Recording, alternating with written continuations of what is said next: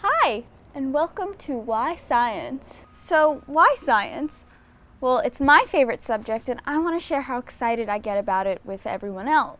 I love channels like SciShow, Vsauce, Veritasium, and The Braid Scoop, and I've always wanted to do something just like them.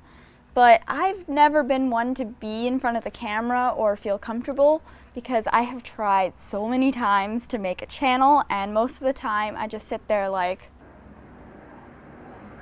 and now I'm finally doing something about it. I am trying really hard to step out of my comfort zone and start making videos about something that I love. I'm really excited. I hope everyone else enjoys it too.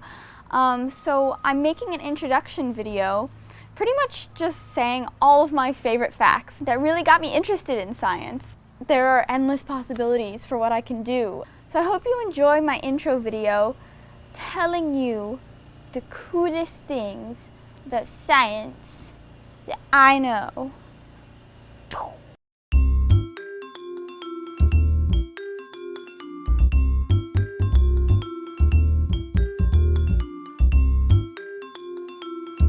So here we are with the amphibians. The word amphibian is a combination of two Greek words, amphi, which means two, and bios, which means life. Now, when amphibians are born, they're little tadpoles and they have tails and gills and they swim through the water. And when they get older, they quickly develop lungs and they actually grow legs, and they come out of the water and go onto land. So they have two lives, one in the water and one on land.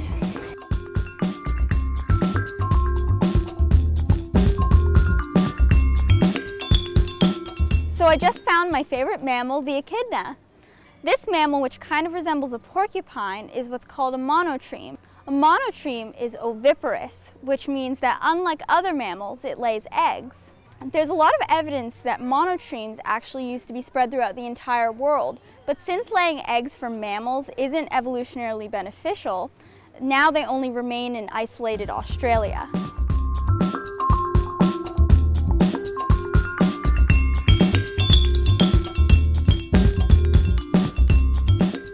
So I didn't know this until recently, but birds are actually reptiles by another name. Birds used to have scales, but through natural selection, their scales became light, soft, and thin, and which we now know as feathers.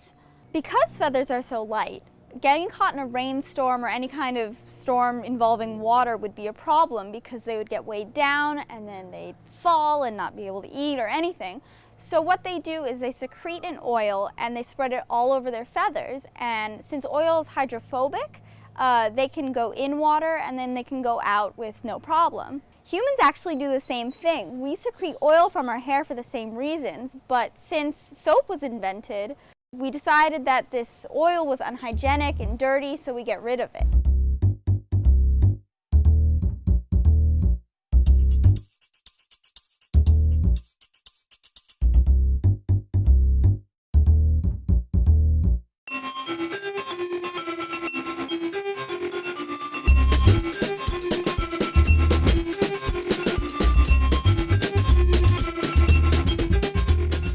Jellyfish are a lot more intelligent than you'd think. Something I find really cool about them is that they actually react to the wavelengths of light.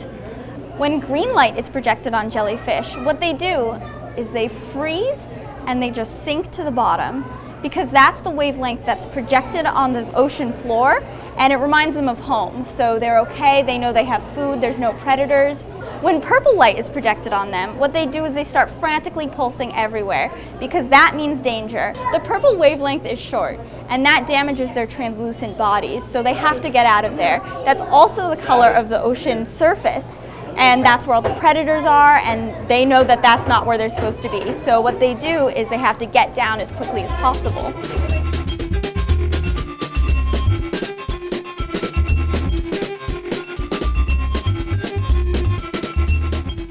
Sharks are a part of the class Chondrichthyes, which means they're entirely made of cartilage. Unfortunately, shark fins are considered a delicacy, and hunting has been on the rise, especially since the movie Jaws was released. There are claims that these fins have nutritional value, but cartilage has absolutely none. Sharks have a gentle nature that is often overlooked, and they're absolutely essential to the entire ocean ecosystem. Since I feel very passionate about their conservation, I'm going to put some links down below and show you some of my favorite conservation sites.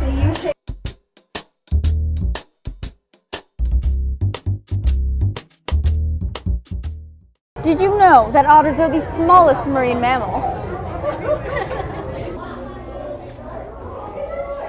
Oh hi, I didn't see you there. Did you know that sponges are the oldest multicellular organism still existing?